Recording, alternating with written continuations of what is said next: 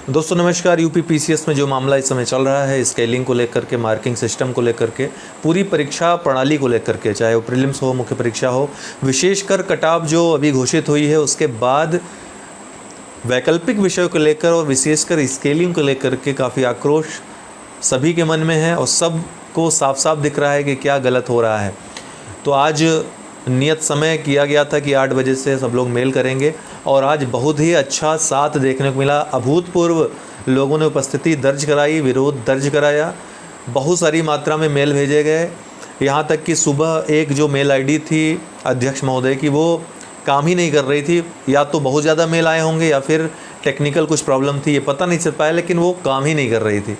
इसलिए हम आपको दूसरा मेल आईडी भी आपको दे रहे हैं डिस्क्रिप्शन बॉक्स में और कमेंट बॉक्स में भी दे रहे हैं। आप लोग लगातार रुकिएगा नहीं। करना क्या है, बस आपको थोड़ा सा समय देना है। उसको जब मन करे, जब आपको फुर्सत मिले, शेयर करते जाइए, पढ़ाई करते जाइए, शेयर करते जाइए। जितनी बार हो सके, एक एक व्यक्ति 10-10 बार, 20-20 बार, 100-100 बार भेजो, मेल भेजो। जितना हो सके आप मेल करो। जो आईडी मैं दे रहा हूँ वहाँ पर आप मेल करिए। अध्यक्ष आयोग में भी मेल करिए और मुख्यमंत्री आवास, मुख्यमंत्री के ऑफिस में भी मेल करिए। सिस्टम पूरी तरह से बहरा है। जिस तरह से आज आपने देखा यूपी पीसीएस में इतना लोग गए भी, सबसे अच्छी बात, मैं उनको बहुत साधुवाद देना चाहता हूं। जो लोग आज सैकड़ों की संख्या में आयोग गए, वहां पर विरोध दर्ज कराया, वहां पे अपना जो पत्र है जो हम लोगों ने मेल के थ्रू भेजा, उन्होंने वहां पे जाके डायरेक्ट दिया, प्रत्यक्ष रूप से दिया। उनका बहुत बहुत आभार आप सभी की तरफ से मैं देना चाहूँगा आप उन सबको।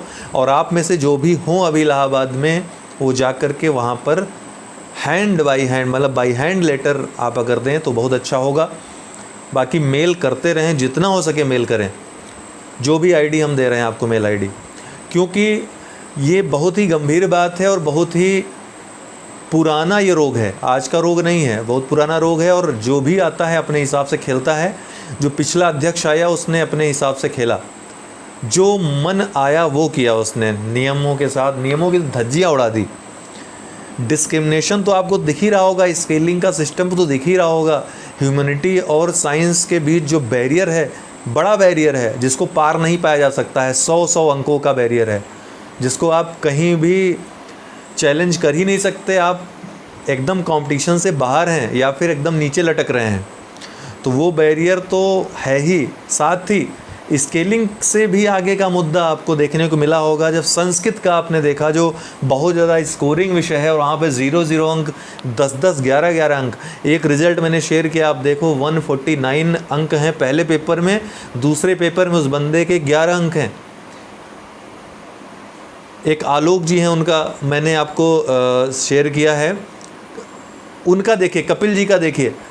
फर्स्ट पेपर में 132 मार्क्स हैं, सेकंड पेपर में उनको मात्र 54 मार्क्स मिले हैं।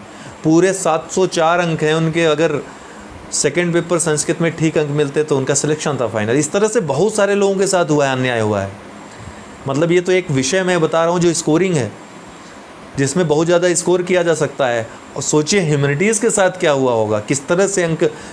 ऐसा लग रहा है अंक पत्र देखने के बाद कि मनचाहा बस देख करके कॉपी ऊपर नंबर चढ़ा दिए गए हैं, किसी तरीके से लीपापोती की गई है।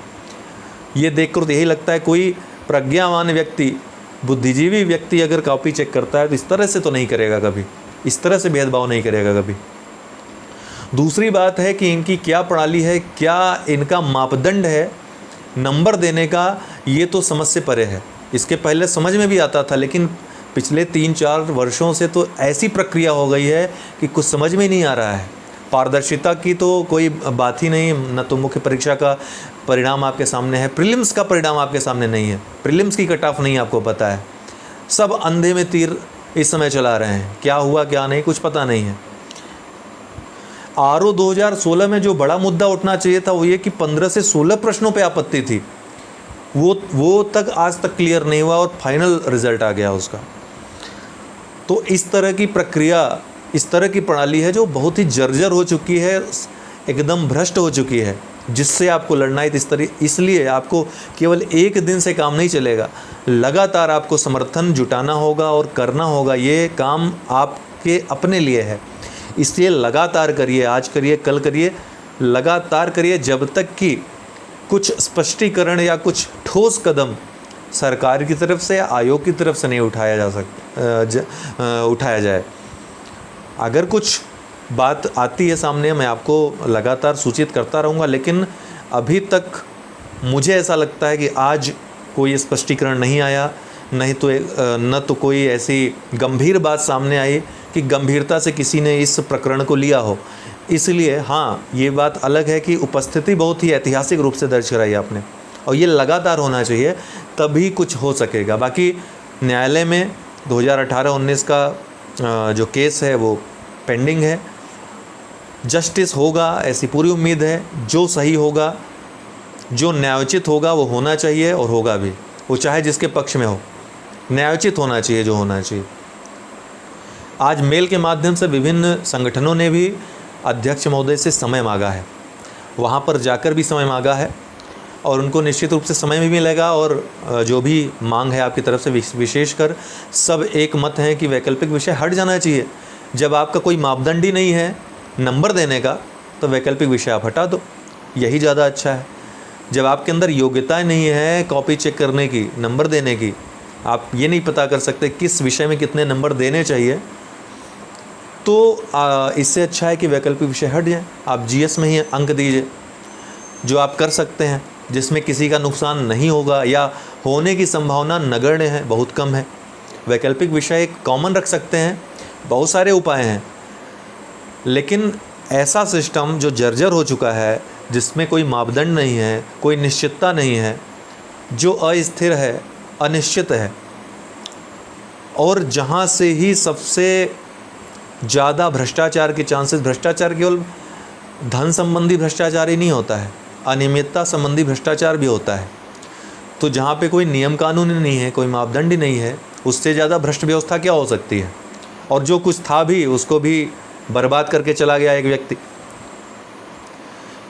डिस्क्रिप्शन बॉक्स में लिंक दिए हुए हैं, टेलीग्राम ग्रुप पे भी शेयर कर दे रहा हूँ जो मेल आईडीज़ हैं, और जय हो स्टडी फेसबुक ग्रुप पे भी शेयर कर दे रहा हूँ। आप सभी उन मेल्स पे जो हमने लेटर कल दिया था उसको शेयर करिए।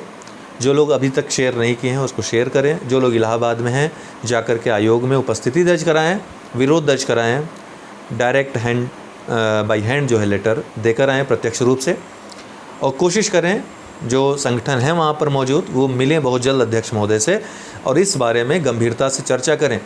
और आयोग की तरफ से एक लिखित स्पष्टीकरण जरूर आना चाहिए इस विषय में, और एक साफ सुथरी न्यायोचित प्रणाली लागू हो, इसके लिए आपको प्रयास करना है। स्वयं के लिए प्रयास करना नहीं है तो ऐसे घिसते रहेंगे, 4-4, 5-5 साल बर्बाद हो जाएंगे। बाद में आपको समझ में आएगा कि यही पहले कर देना चाहिए था। जैसे आज लोगों को लग रहा है कि 2018 के परिणाम के बाद अगर आवाज़ बुलंद की होती तो ये दिन न देखना पड़ता, लेकिन अंततोगत्वा उसी स्थान पर आप आकर खड़े हो गए जब 2018 का परिणाम आया था। तो इसलिए सब लोग साथ आइए, संगठित होकर आइए। कुछ लोग हैं कमेंट बॉक्स में इलॉजिकल बातें करेंगे, आपके फेसबुक अकाउंट पे जाकर के बिना मतलब की बातें करें, उनसे आपको नहीं निपटना है। आपको निपटना है इस व्यवस्था से, इस सिस्टम से।